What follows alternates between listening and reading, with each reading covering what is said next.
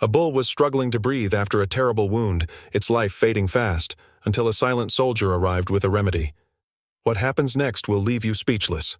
Bramble's front legs buckled for a second, his massive head dipping low as his sides shuddered. Owen Grafton's grip tightened on the fence rail until his knuckles whitened.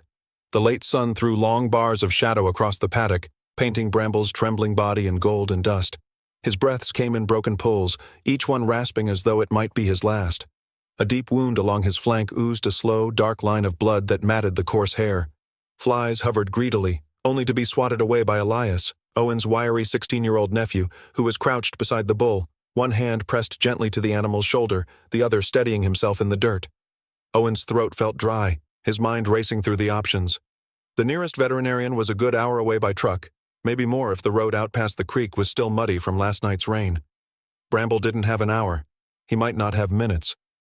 Owen scanned the paddock, as though an answer might appear among the sagging fence posts and tall grass swaying in the wind. Only Jonah, the old ranch hand, was nearby, leaning heavily on the handle of a pitchfork, his face pale under the brim of his hat. "I can't stop the bleeding," Elias said, his voice tight with frustration. The boy's dark eyes flicked up to Owen, searching for direction. Before Owen could speak, the steady rhythm of boots crunching on gravel cut through the tense air. All three turned toward the sound. From the edge of the paddock, a tall, lean man emerged, his coat faded and travel-worn, dust clinging to its seams. His face was shadowed by the brim of a battered hat, but his eyes, clear and sharp, were fixed directly on the wounded bull. Owen recognized him, though barely. Caleb Stroud, a newcomer to the valley. He'd seen the man once at the feed store, paying in cash, speaking to no one, and leaving before anyone had time to ask where he came from. In a place where most men's lives were laid bare by gossip, Caleb was an unanswered question. He didn't stop at the fence but walked right to the gate, his movements measured and deliberate, as if he had no doubt he belonged there. "I can help," he said, the words spoken low, almost a whisper, but with a certainty that carried weight. Elias glanced at Owen, uncertainty etched across his face. "Do we trust him?" the boy asked quietly. Owen didn't answer at once. Something about Caleb's stance caught his attention, how he carried himself, the way his eyes didn't just look at Bramble's wound but seemed to read it. This wasn't the way most men looked at an injured animal. It was the way a man studied a problem he'd solved before. And yet, that only deepened the unease building in Owen's chest. Caleb stepped closer, his gaze briefly meeting Owen's. The look wasn't pleading or arrogant. It was steady, as though he knew Owen would say yes. And without fully understanding why, Owen gave the slightest nod. Caleb didn't waste words. He dropped to one knee beside Bramble, his movements fluid and practiced. Without asking for tools, he pressed his hand gently to the wound, then traced its edges with his fingertips, measuring something unseen. "Entry angle, puncture depth," he murmured under his breath, almost to himself. Owen's stomach tightened.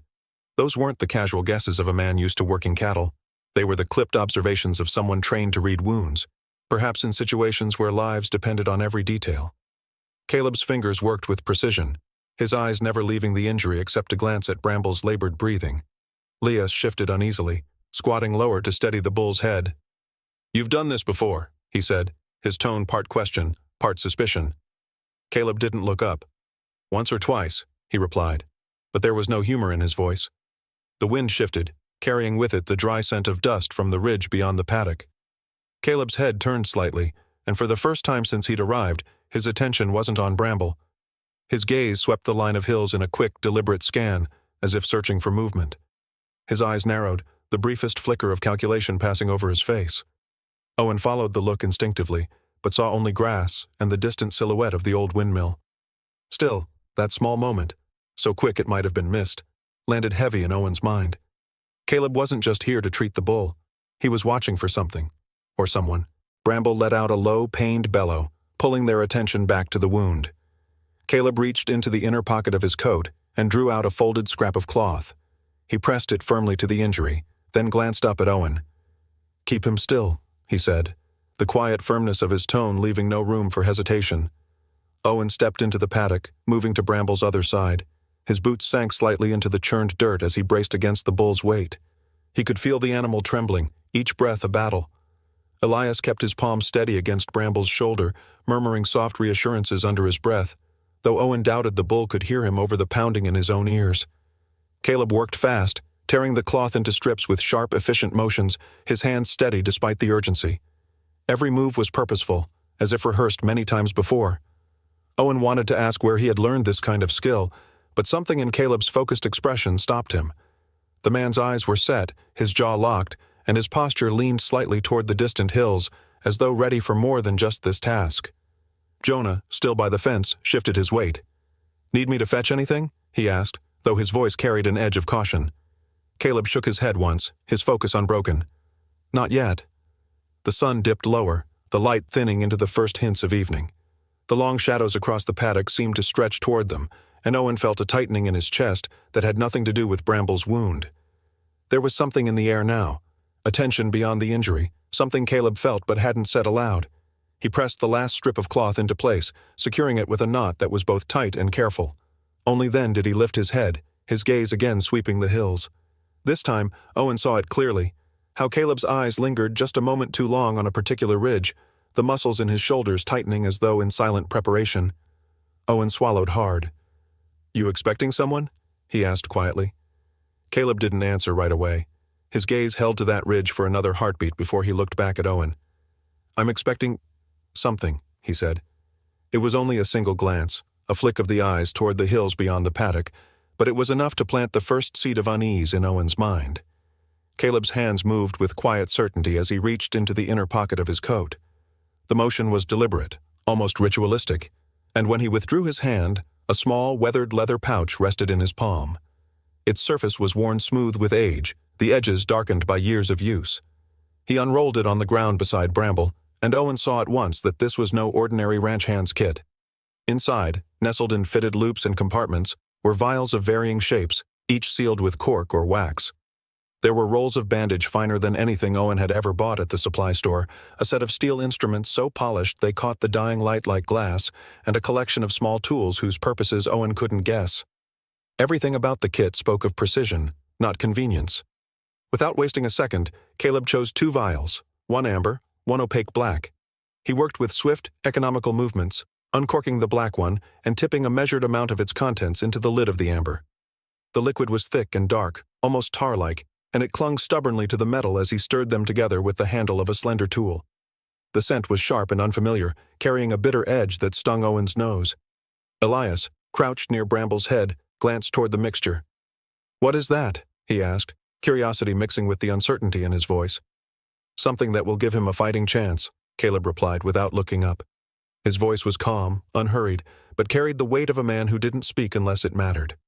Owen watched him kneel beside the wound, applying the thick, dark salve with deliberate care. Caleb pressed it into the injury with slow, even pressure, his gloved fingers working the substance into every crevice of the torn flesh. Bramble flinched, his muscles rippling, but he didn't jerk away. If anything, his breathing seemed to ease slightly with each passing moment. It was then that Owen's eyes caught on something beneath the rolled-up sleeve of Caleb's left arm, a long, pale scar running from the inside of his elbow to his wrist. The mark was too clean, too precise to be the result of barbed wire or a ranch accident. It looked like shrapnel damage, the kind Owen had only seen once before on a retired soldier who'd worked the ranch for a single season. "You've been through worse than ranch work," Owen remarked quietly, testing the waters. Caleb didn't flinch. He finished smoothing the salve before answering. "Long way from here," he said simply, and the words hung in the air like the final stroke of a bell. The silence that followed was thick, broken only by the faint, steady rasp of Bramble's breathing and the whisper of wind across the pasture. Owen was about to speak again when a new sound threaded through the quiet, a low hum, distant but growing. It was the unmistakable rumble of an engine, its pitch uneven, as if the vehicle were old and poorly maintained. Caleb's head lifted sharply, his eyes narrowing. He didn't glance at Owen or Elias. Instead, his gaze locked in the direction of the approaching noise. "Get him into the barn," he said, his tone clipped but steady. Owen hesitated for only a fraction of a second. Something in Caleb's voice, a note of unspoken urgency, left no room for argument. "Elias, help me move him," Owen ordered, grabbing hold of the rope halter tied loosely around Bramble's neck. Elias jumped to his feet, looping an arm over the bull's thick neck to guide him. Bramble, though weak, followed the slow pull toward the barn, his hooves dragging slightly through the dirt. Jonah moved ahead to slide open the heavy wooden doors, the hinges groaning in protest. They had just gotten Bramble under the cover of the dim, hay-scented barn when the vehicle appeared at the far end of the dirt road, a rusted pickup truck with peeling paint and a front bumper held together with wire. It rolled to a stop near the paddock fence, the engine coughing into silence. Merrick Voltan climbed out, one boot hitting the ground with a thud. Tall and broad-shouldered, he wore his usual smirk, the kind that could pass for friendly if not for the coldness in his eyes. He leaned casually against the open door of his truck, resting one arm along the roof. "Shame about Bramble," Merrick said, his voice carrying easily across the space. His gaze flicked toward the barn, lingering there just a moment too long. "Animals that valuable tend to attract trouble." The pause before the last words was deliberate, like a man laying bait. Owen kept his expression neutral, stepping halfway out of the barn but not far enough to reveal the bull. "He's fine," he said, though his voice came out flatter than he intended. Merrick's smile widened, but it never reached his eyes. "I hope so. Wouldn't want you to miss the competition next week." His tone dripped with false sympathy, the words spoken like a challenge rather than encouragement. From the corner of his eye, Owen noticed Caleb standing several feet away, hands resting loosely at his sides, but his posture was anything but relaxed. His gaze never left Merrick, and though the two men exchanged no words, there was an unmistakable current between them, an awareness, a recognition, as if they had crossed paths in some other place, under different circumstances. Merrick's eyes flicked briefly to Caleb, then back to Owen. "Well, I should be going," he said after a moment, pushing off the truck door. "But you take care now." He climbed in, the old pickup rattling as it pulled away in a cloud of dust. When the sound of the engine finally faded into the distance, Caleb stepped closer to Owen. His voice was quiet, but every syllable carried weight. "This wasn't an accident. That wound was made to kill, but slow." The words landed heavier than the evening air settling over the ranch. Owen felt the chill creep into his bones, though the last warmth of the sun still touched the fields. Caleb didn't stop there. He began asking questions, each one precise, as if he were assembling a picture in his mind. "What do you know about Merrick? Has he interfered with your stock before? Who's competing next week? Do you owe anything on this place?" Owen stared at him, startled not just by the questions, but by how pointed they were. "Why do you care about my debts?" he asked slowly. Caleb's eyes held his without wavering. "Because whoever hurt your bull didn't just want to win a competition. They wanted to take something from you. I need to know how far they'll go." Owen didn't answer right away. He could still see the way Caleb and Merrick had looked at each other, like two men who recognized the danger the other posed. And what unsettled him most wasn't the fact that Caleb seemed to know too much. It was the growing certainty that Caleb wasn't just here to help the bull. He was here because of whoever had caused the injury. The sound was faint, barely more than a whisper against the stillness of the night. But to Owen, it was as jarring as a gunshot. His eyes snapped open in the dark, breath shallow as he strained to listen. Footsteps, slow, careful, coming from the direction of the paddock. He rolled quietly out of bed, boots in hand, and crossed to Elias's cot. A gentle nudge was all it took to wake the boy. The tension in Owen's face told him everything. Elias nodded silently, pulling on his coat. Together they slipped outside, the cold air cutting into their lungs. The moon hung low, washing the ranch in silver light, each shadow deep and sharp against the frost-hardened earth. They moved along the fence line, staying low, the crunch of their boots muffled by the thin layer of straw Owen had scattered earlier.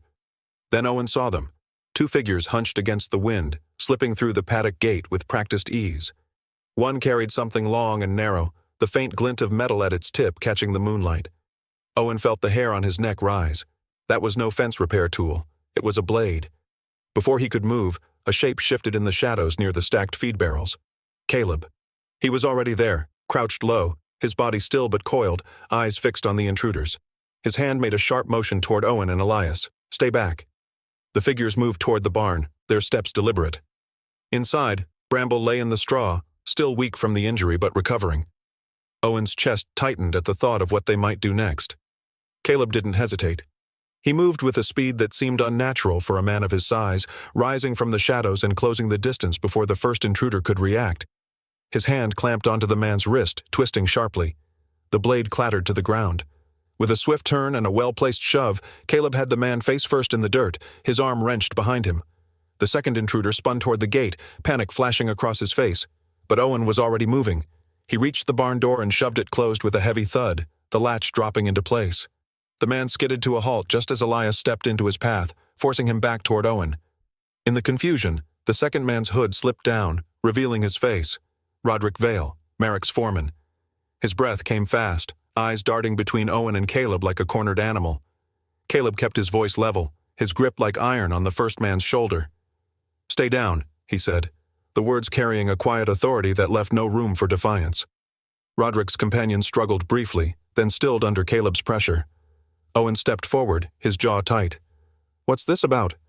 Roderick hesitated, glancing at Caleb before speaking. "We were paid," he said finally, his voice low but trembling. "Merrick wants to make sure Bramble never reaches that competition. He said the prize money would pay off your debts, keep you from losing Ironvale Ranch." Owen's stomach turned. He had suspected Merrick's hand in the earlier attack, but hearing it confirmed made his anger burn hotter. "You came here to finish the job?" he asked. Roderick swallowed hard. The wound was just part one. The blade, he nodded toward the one lying in the dirt, was coated, slow poison, meant to make the injury worse. But something's wrong. He's still standing. Caleb's eyes narrowed slightly, though his voice stayed calm. "Because I stopped it," he said. "That remedy I gave your bull, it neutralized whatever was in that blade." Roderick shifted uncomfortably, but then his gaze settled on Caleb with something between recognition and fear. "He knows you," Roderick said, almost spitting the words. "He told us, if you showed up here, we'd get a bonus." The night seemed to close in around them. Owen stepped closer. "What does Merrick think he knows about you?" Caleb's expression didn't change, but there was a flicker in his eyes, something guarded. "Someone he's been trying to find for a long time," he said evenly. "No more, no less." Roderick's breathing quickened, as if he had said too much already. Caleb, on the other hand, looked to Owen and Elias, his tone firm. "Tie them up. Keep them hidden until morning." His gaze didn't waver from Owen's. "This isn't just about your bull. It's about me." The words settled over the cold night air like a stone dropped in still water, sending ripples of unease through Owen's thoughts. He had welcomed Caleb onto his land thinking he was a wandering ranch hand with a knack for tending to injured stock. But standing there, in the moonlight with two bound intruders at his feet, Owen realized the man was part of something far larger and far more dangerous than anything he had imagined. That night, Owen realized the stranger he had led onto his land wasn't just a ranch drifter. He was part of a much bigger story that was about to crash into their lives. The sound of tires crunching over gravel cut through the quiet of the ranch yard. Owen's head snapped toward the driveway, his grip tightening on the pitchfork he had been holding. It wasn't Merrick's truck. That one was still parked by the barn, the two intruders bound and sitting against the wall under Jonah's watchful eye.